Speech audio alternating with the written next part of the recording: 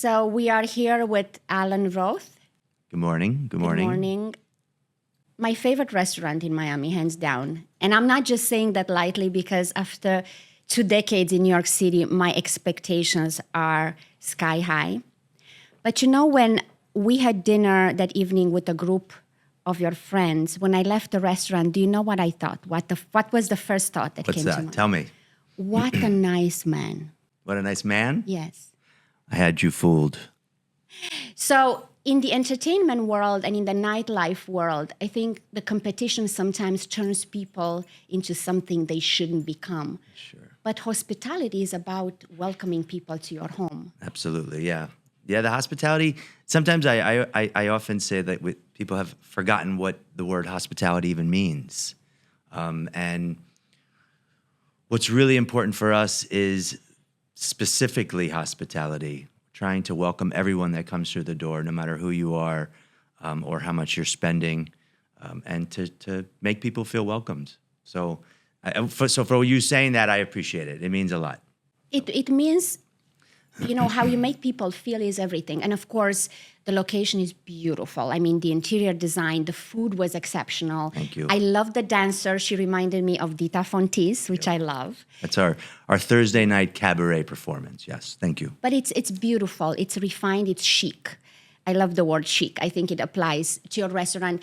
But the way you entertained us and how you made everyone feel acknowledged, that's how I imagine a restaurateur to be, to welcome people. Thank you. It's I hear this all the time from customers, people I know or don't know, and talking about our staff and how the waiters, the bartenders, managers. So for me, that's probably the best compliment, besides how great the food is sort of making people feel super welcomed, and also going through and having an experience where you're sort of taken through this journey, I think also is a big part of what hopefully makes Giselle stand out. Because luxury is a feeling. We have the tendency to think about luxurious brands as offering all these amazing products and services, upscale services. But at the end of the day, people who keep coming back, they come because of how you make them feel. It's not just about the food. Right. There is great food everywhere. But when we think about the restaurant and nightlife business, it's a cumulative effect of all the senses. 100%. The visual, the taste, the entertaining element. So I read in one of your interviews that you are particular about how loud the music is there. Yeah, I mean, look, we're on top of the most successful nightclub in America. And 11 is an incredible place. So living on top of 11, it's hyper. We have to be sort of hyper aware of the experience because we can't compete with what 11 is. We just have to be able to complement what 11 is and feel a little different and allow people to sort of know and understand that they can come to Giselle and the experience is completely different from what is downstairs at 11. So I try and make sure that we can sit and talk and, you can hear yourself, but there's also sort of a vibe and energy from the music that exists, and you still feel it, but it's not overwhelming. One of my biggest pet peeves is going to a restaurant and you can't hear yourself. It's the worst. And it happens a lot. It happens a lot, yes. Sometimes you have a nice date or you have maybe a business meeting. These days, a lot of entrepreneurs, they meet for dinner. And then if you're not able to hear yourself, that's just already ruining the experience and the goal of the dinner or lunch itself. 100%, yeah.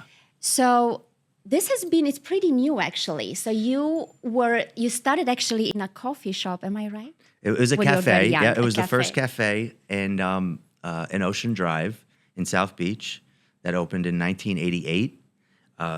When honestly, the only thing on Ocean Drive were old people. That's really, it was old people and sort of waiting to die. And I hate to say that, but that's what it was. And I was a cashier at the News Cafe, which reopened again on Ocean Drive and is open. But it was my uncle was part of the restaurant as an investor, and for some reason I was sort of drawn to this idea of working there. Don't ask me why. I have no idea. It wasn't anything pushed by my parents. It was something that I was excited about, and I worked there right the first day it opened. And it opened in the summer, so I worked every day almost in the summer. And Mark Soika was the owner of the operating partner for the restaurant. And it was his vision, and he was this sort of very suave, super elegant, and charismatic man. He's still alive, but when he went on to open some incredible places, Van Dyke, Soika, but he had a real sort of panache. He knew the music he wanted. He knew the way he wanted the newspapers, magazines lined up, and even musically, in terms of sound, the level of sound. So I used to control that behind the cashier, and it was all classical music, some jazz a little bit later on. But I remember noise level, and I would watch him and be like, okay, I just sort of picked up. I tried to pick up. I didn't know I was picking up at 13, 14, but it definitely planted a seed in my head for sure. Branding is in the details.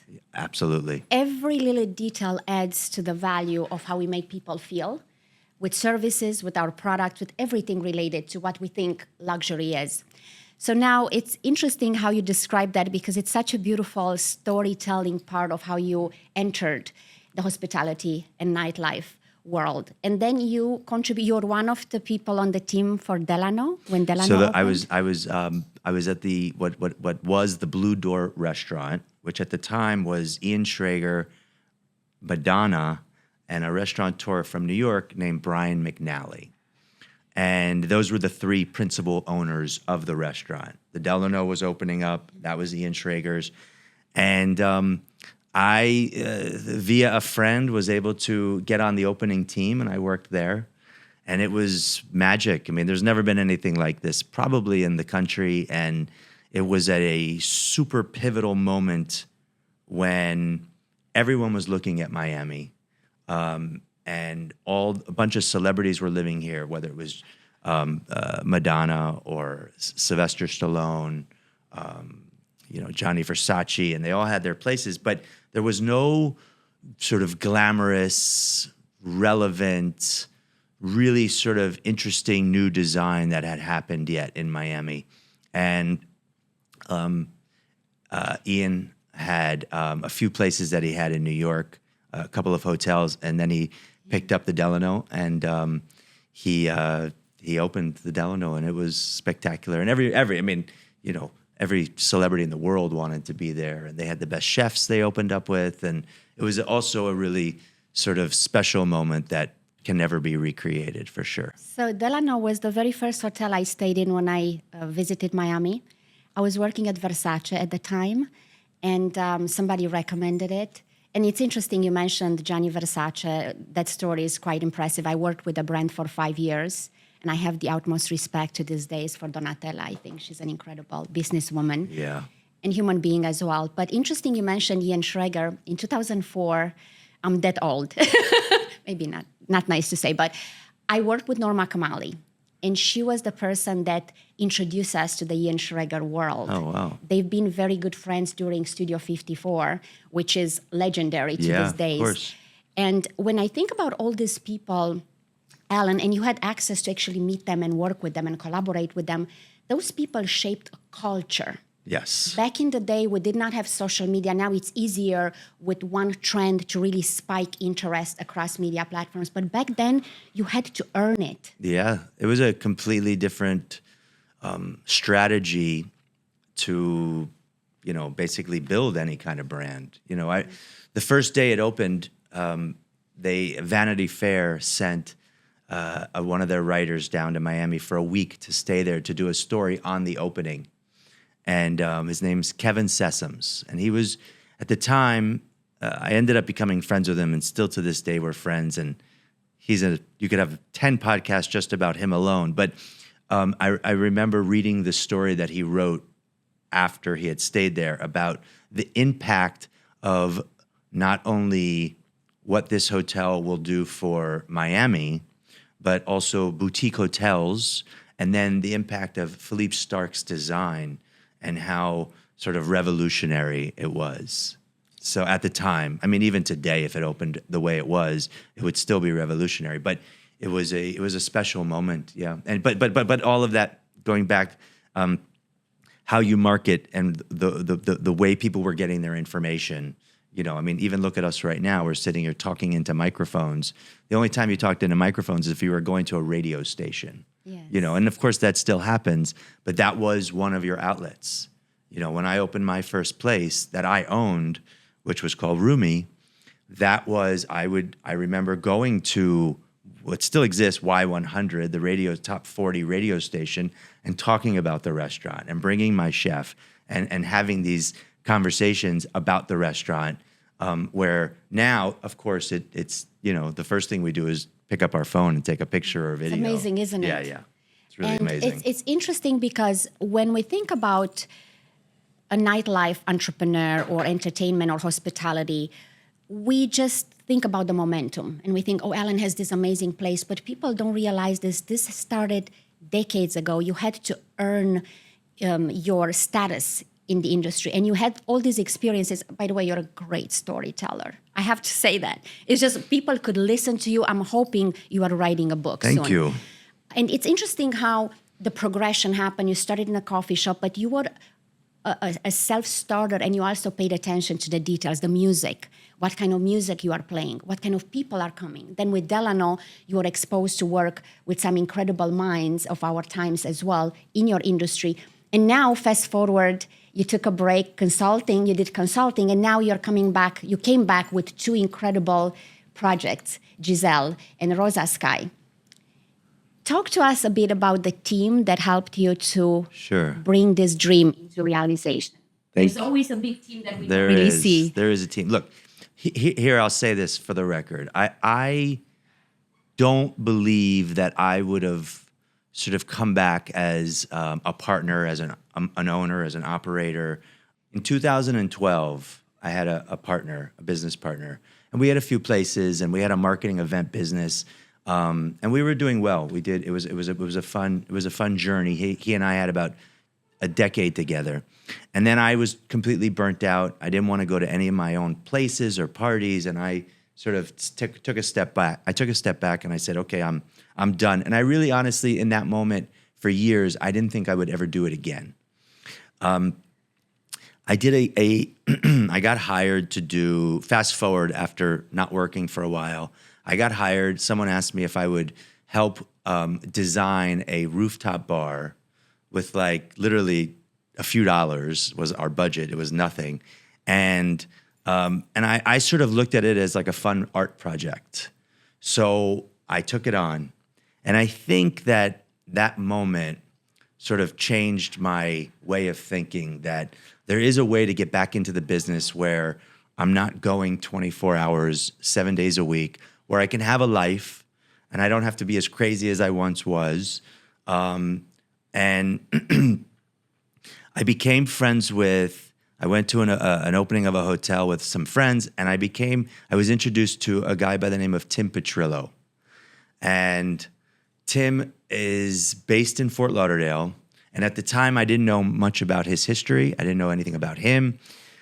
His publicist at this event introduced us, and he and I became friendly. I woke up, fast forward, it had been about 8 years where I had done anything in the nightlife business on my own, truly. And I woke up one day and I said, maybe I should get back into the business. I texted Tim, and he wakes up very early. He's a machine. Wakes up super early. I wake up super early, and I texted him, and I said, if I want to open something in Miami, would you want to partner with me? And 5:36 in the morning, he responds within seconds, yes. And I said, but not just one place. Let's try and do a bunch of places. He said, let's meet and discuss. And honestly, we had like 3 dates, I like to call it. He came down to Miami. We had lunch. I went up to Fort Lauderdale a couple of times to see all of his locations.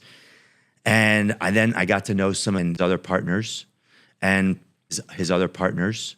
And honestly, when I sort of said, let's figure this out, let's do this on our 3rd lunch, it felt for me, it felt natural. And everybody, I believed right then and there that if we stay the course, we're going to go and do some big things together, because I felt like we complemented each other. You know, I have a way of doing things. They have a way of doing things. So I think it was just sort of like coming in the middle and figuring out, how do we mesh the two worlds together? How do I fall into place into their system, basically? Also, there was a whole machine going. They have, 9, 10 restaurants and bars in Fort Lauderdale and one in Tallahassee. So here I was coming in, who hadn't been in the business for a long time. In 8 years, nightlife changes drastically, 8.5 years. So our first project that we were offered was the rooftop bar where Rosa Sky is. And Tim and his team were having conversations with the developer who was developing this new building, what was going to be the AC hotel.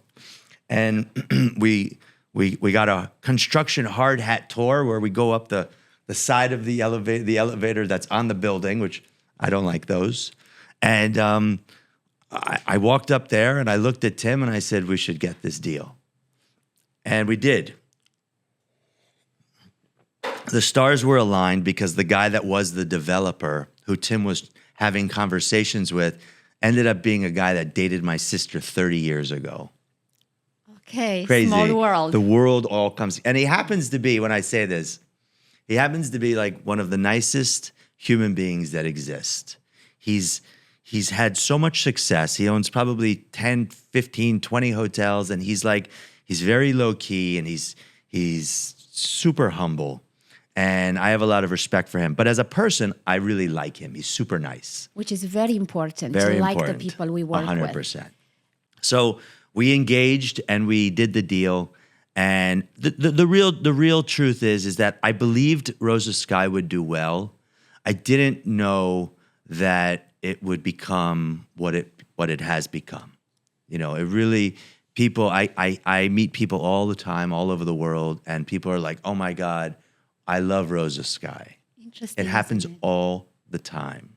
Yesterday, I was on a call with a friend, and they didn't know that I was on a call with someone not in Miami, in Atlanta, and they didn't know that I owned Rosa Sky.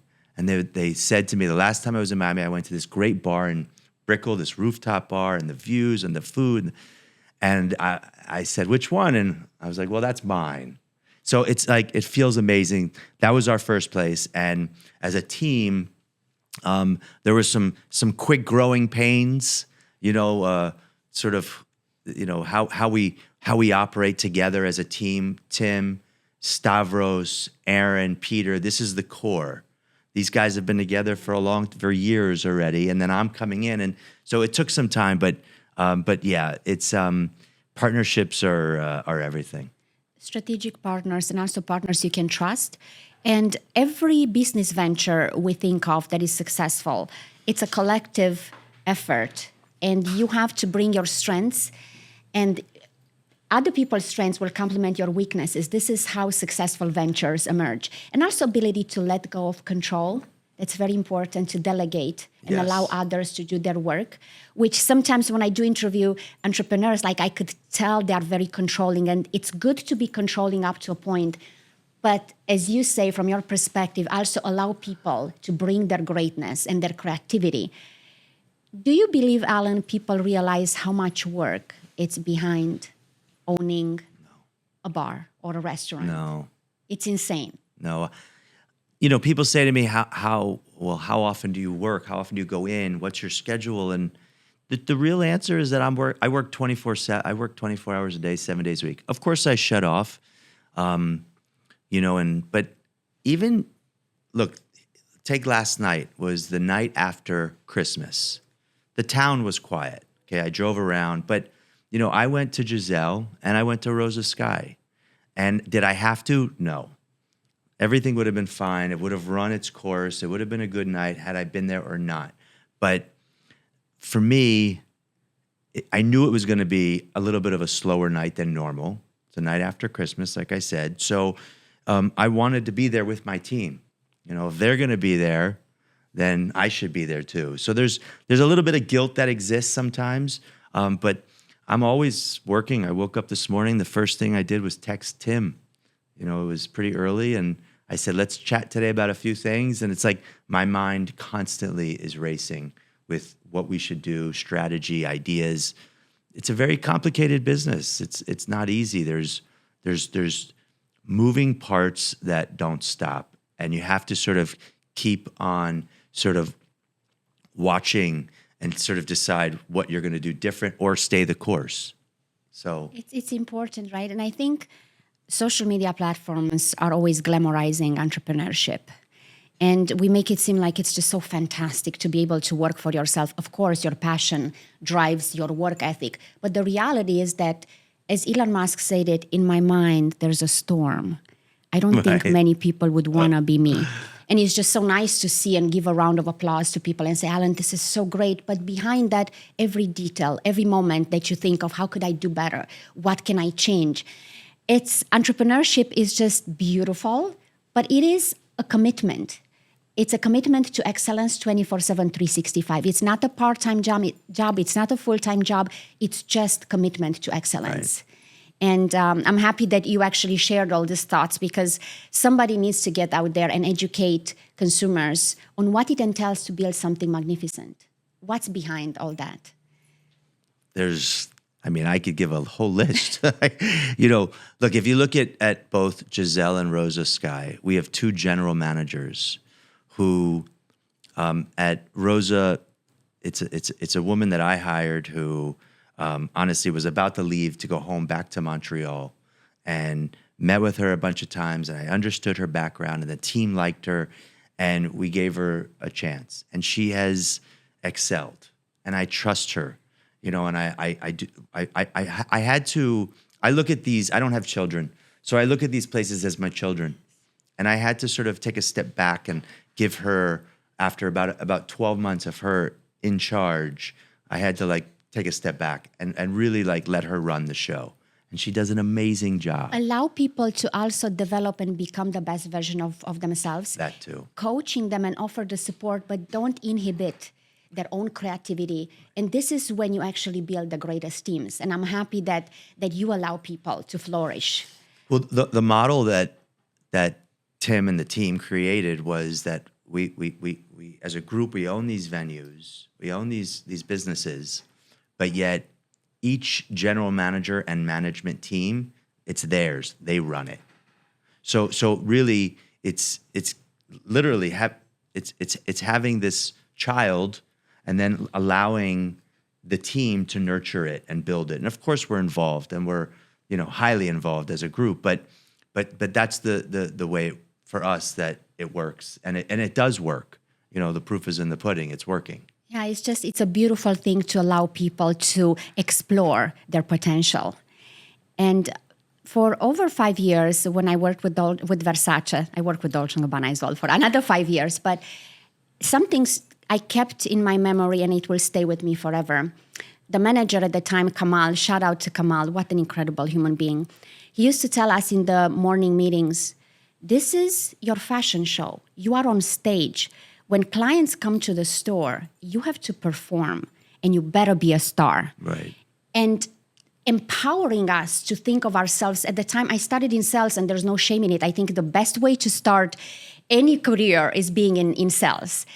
And it made me feel important. And I think great leaders give people a sense of confidence, but importance. You have to give meaning to a job. You're not just a manager. You're not just a waiter. For sure. Your life can change. You serve someone one night, and somebody gets their eyes on you, and you could become someone much bigger. And that's why I always, when I do my coaching with my clients, I tell them, don't feel small. Feel larger than life. Right. Bring your energy, your potential, shine, be a star. Because I believe, Alan, there's a celebrity inside each of us. I agree with you. I mean, everything you're saying is for me 100% accurate. And I look at, going on to Giselle, I look at, so our general manager there is Mehdi, and Moroccan, and he's just I'm obsessed with him. I'm in love with the guy. He is so sweet and so loving, and he loves what he does. He's so passionate. And I see the way he handles the staff and how much they respect and love working with him too. So for me, it's exactly that. It's like I look at the restaurant as like a stage. You know, I've always believed that. It's like even what you just said when we started this conversation was, you know, tapping into all the senses. For me, it's like, you know, what does it smell like, taste like? What does it look like, feel like, you know, sound like, etc. And so Mehdi creates this environment for his team to be on stage and take the guests through that experience. So I agree. There is a celebrity in all of us, and there's so many. I'm highly grateful for the team that we have in both locations. Really, we have very little turnover. The team that, I mean, like 80% of the staff that's there started with us in the beginning 2 years ago. So for this business, for that to happen, they have a stake in the business. And I believe, Alan, when you allow people to feel like they are part of your story, and that's their place as well, they are not just employees. If you treat them as being part of a team, they feel like this is my home too. They are. I believe you can sense when you go to many restaurants in Miami. I'm not criticizing, but there are a lot of restaurants where I did not go the second time. Even though they came with these big names, I just did not like how the lady treated me when I entered the restaurant. It starts simply at hello. And everyone has to be aligned and understand that you cannot take your feelings to work. If you had a bad day, your customers should never feel that. So I recently launched Iconic Women, which is not only a passion project, but it's a necessity to empower the women leaders of the future to explore their full potential and leverage social media platforms. And the only restaurant I would want to collaborate with is actually Giselle. And I told, we have a group chat. Let's do it. And I told my ladies, I say, would you want to come? Some of them are in Arizona. They say, yes, I'm in Costa Rica. I want to come. And why? Because based on how you are as a human being, not beyond being an entrepreneur, I feel like my girls, my ladies will be so happy there. It's an experience. So how do you feel now, Alan? It's a lot of talk about women empowerment and all this. How do you feel about your staff? Do you treat women and men differently on your staff? Do you feel responsible to sort of give a special treatment to women, or you treat everyone just equally? Well, for a couple, okay, there's different levels of that question. So first off, one of the things that when I was coming back and I started working with Tim and the team, and so go back to Rosa Sky, when we were sort of developing what that is and what that looks like. For me, Rosa Sky was designed for a 25-year-old female. We were probably the first place in the world, I mean, really, to be a venue, to be a bar lounge, to be a place where we did all female DJs. We didn't talk about it much, like through social media or through the press, because I didn't want to be pigeonholed never to be allowed to use a male. But really, for the first year, for the first 18 months, we did only female DJs, and and really, the place truly was designed for women. That's I mean, of course, men are welcomed, and we have lots of men that come. But it was when we were coming up with sort of the name, the feel, the texture, the experience. It was designed for a female. So, and even managers at the opening team, we had a couple of female managers. So now that and this has been for the last 2 years, we've had Emma, the general manager. For me, like, she fits perfectly for what Rosa Sky is. She doesn't get any special treatment, no. In fact, maybe I might be a little bit harder on her because I don't want her to feel like she's getting any special treatment because she's female. This is great. Yeah. I'm happy to hear that. Yeah, you don't want to create a separation between employees. I don't know that I'm perfect. So let me just preface there. Like, maybe I do treat men and women differently within the environment. I don't know. I mean, that would probably be something you have to ask them. I try and treat everybody the same. There's plenty of moments where I come down on look, it just happened the other night where one of my managers at Giselle, female manager, and, I was a little bit stern with her. I was a little bit tough about something. And I can tell she held a little bit of a grudge about the way that I dealt with this moment and what happened. But, look, at the end of the day, I'm still her boss. It's a business. It is a business. Did I make the right choice, whatever we were deciding at that moment? I don't know the answer. I think so. But, I could tell that she had a problem with the way that I dealt with her on it. And I had to sort of, I like to communicate. Communication is key. It's the key. And I think it holds people accountable. Yeah. And it's important to have uncomfortable conversations as well. For sure. Because we all make mistakes. And even, for our employees, if we want to create the best, we are supposed to have high standards. And sometimes it's tough. When we love and appreciate our people, it's hard to be hard on people, but there's no other way to win. If I could have counted how many times you say, Tim and I, it reminds me of Warren Buffett. Every time he's in a meeting, and Charlie Munger unfortunately passed away, but he was like, Charlie and I. He never said, I did this. Right. And I noticed the same thing by paying attention to your, the way you respond. And it's a beautiful thing to have someone. Look, I know, I don't need to say my exact age, but next week is my birthday. And I think the one thing that I've learned in life is, hopefully I've learned lots of things, but one thing that I think about in terms of business and partnerships is, would I even want to do what I'm doing on my own? I love look, Aaron is our CFO, and this guy we're like, I'm obsessed with this guy. He's the nicest, kindest. He's so driven. He's focused. He called me the other day, and it was about a personal matter. And I was so honored that he called me. And that's how close I am with these guys now. Our COO. I don't even know how Stavros does this. I have to be honest with you. And he and I butted heads mostly, the two of us out of everybody. Because I'm used to being on my own for years. I had one partner, but, I was kind of handling a lot of the day. So I would decide, I'd come up with an idea, and then I would just go, and I would do that idea, whether it was the right idea or not. So here with the team, we discuss it. We're a bit more strategic, the way it should be.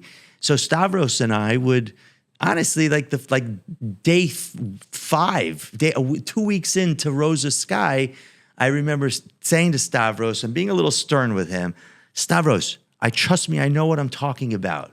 I don't know a lot in this world, but I know that this is what it should be. And Aaron, day 2, we were open, said, maybe we should change the DJ and let's have a male DJ. I go, guys, we just started this thing. Give it a moment. I promise I know what I'm talking about. And they trusted me. But the same as the flip side to that is Stavros understands the systems that need to be in place. How do we change something? What's the right way? And now, out of everybody in the group, Stavros and I are super aligned on sometimes when it comes to food or service or, whatever it is. And so this team, it's to be honest with you, it's I feel very, very lucky. I really do. I don't know if this was the goal of this podcast, but to have these guys, have your back and to be able to sort of for them to trust you and for me to trust them, it's the great, I know with this team, I'm never worried about anybody stealing a dollar, first of all, which in this business is the most important thing, When we did our partnership, we were just going to be partners in Miami together. Tim and the team came to me and said, hey, we're doing a rooftop bar. We want it to be similar to Rosa Sky in Atlanta. Do you want to be part of this with us? They didn't have to do that. And I was touched and honored because I want us to do more, not just Miami, but, outside of Miami. We're looking at Tampa. We have next December, we're going to open this rooftop in Atlanta. So I think it's, I feel very lucky, honestly. Integrity, honesty, reliability. Those are qualities that should prevail in the business world, but unfortunately we see it even now through social media that a lot of times partners betray each other. And that's very important to have that level of trust and communication, open communication. Now, we are going to wrap this up with the billion-dollar question. When I think of personal branding, it's the cult of personal branding has completely reshaped and changed the way entrepreneurs and ventures get into the spotlight. Listening to you and to your storytelling, which, by the way, I'm hoping you're really thinking about writing a book, I can see you as being sort of the echelon for personal branding in the hospitality world here in Miami. Can we expect to see more of Alan stepping in the spotlight as the face of his restaurants and lounges? Is this something you are interested in? Well, I think that like this moment here, I've done a few podcasts that I've been asked to do. I think because I am born and raised here in Miami, there's a natural sort of positioning of myself as the Miami guy for our team. I don't look. We all have an ego. There's egos in all of us. I try and stay as humble as I can. I always like to say I came from nothing. My parents did very well. I grew up in an amazing, beautiful home. My father and mom they provided for us. But when I was 17, I left, and I had about $300-400 in my pocket. So I always say that I came from nothing in my mind, because I never want to forget sort of leaving my house with a few $100s, sort of being like, okay, what's my plan and how am I going to make it happen? Just to keep myself humble and hungry and excited. But I don't, yeah, I mean, I think that I'd like to sort of throw myself out there a little bit more. I think I do an okay job. I have a lot of younger friends now who tell me I should do a lot more. Yes, you should, because storytelling is at the core of every business venture. When we think about it, like that's why I mentioned Warren Buffett, right? When he starts to talk, like he's 94, I think. The stories make the business more attractive. Also, for the young generation, it's so important to actually listen to you more, not just see you at your restaurants or taking photos with pictures, listening to your work ethic, to the vision you had, to how it all starts, the importance of a team. Educating the new generation of entrepreneurs operating in your industry is almost a duty for you, because you are successful already. I believe that that's needed now more than ever on social platforms. I want to see calm, collected, poised entrepreneurs teaching others the fundamentals of a business. And I would totally see you doing that. I love that. Well. Look, maybe you're inspiring something new that I should be thinking about. I mean, I had a few mentors, people that I looked up to, that I tried to learn from when I was younger. And they played pivotal sort of roles for me and helped direct sort of which way to go. And some of them probably don't even know what they did for me, to be honest. But I think it's, look, I think if handled the right way, social media could be super powerful. And really help, of course, truly help your business and make your business. I think it's a fine line for people in my space to not get a little ahead of themselves. And I don't want it to be about me so much as it is about like the experience and the business that we have. I think it's really important for the business to sort of stand on its own. The one quote I'll never forget, I worked in music when I was 20 and 21 for a couple of years. And I had dinner with one of the most powerful men in the business. And at one point we were getting in this conversation about everything he has, his mind and all the work and this. And he said, I take what I do very serious, but I don't take myself so serious. And for me, that I can still see him saying that to me. And it was just the two of us. He's a billionaire, and he was one of the most incredible guys in the music business, and that stuck with me forever. I love love that. And to wrap it up, Karl Lagerfeld, one of my greatest inspirations, he had a very self-deprecating sense of humor, very humble, just like yourself. And he said, I'm working class. I make clothes for rich people. I mean, we all know that Karl was beyond a genius and a tremendous businessman, but having that self-awareness that you are not the most important person in the world, this gives you the ability to tap into your greatest potential, acknowledge others, and empower your business ventures to thrive. I think that humility, even though ego plays a big part, I think in order to be successful, if you don't have an ego, you can't be successful. You have to have a little bit of an ego. You got to believe in yourself and be confident. And, I just gave a book out to the entire team, about 100 books. I bought about 100 of these books that I read. A book that I read when I was honestly, I was probably 14, 15 years old. And it was about, in a nutshell, it changed my life. It was called The Way of the Peaceful Warrior. And so I bought all these books. Most of them were used, but I bought all these books for everybody that works with us. And I ended up, from that moment on, when I read that book when I was, let's say, 15, I always viewed life as a little bit of like a chess match and a journey. And I was just sort of like deciding where I was going to be next. And through that journey, though, as part of the main concept of the book was to appreciate the moment and make the most of that moment that you're in. For each moment, like right now, this very second, like appreciating, like, you know, I didn't know what I was getting myself into totally when you said come here, but this has been a beautiful experience. And, you know, to be able to communicate and talk about, you know, my history, and even that you're even interested. And if 10 people listen, well, then amazing. But that has been for me sort of the journey of not just life, but through business also, you know, and that is sort of the way I've lived my life. As seen through your eyes. Thank you so much, Alan. Thank you. This is to be continued. I think there are many, many other stories that need to be told. Thank you.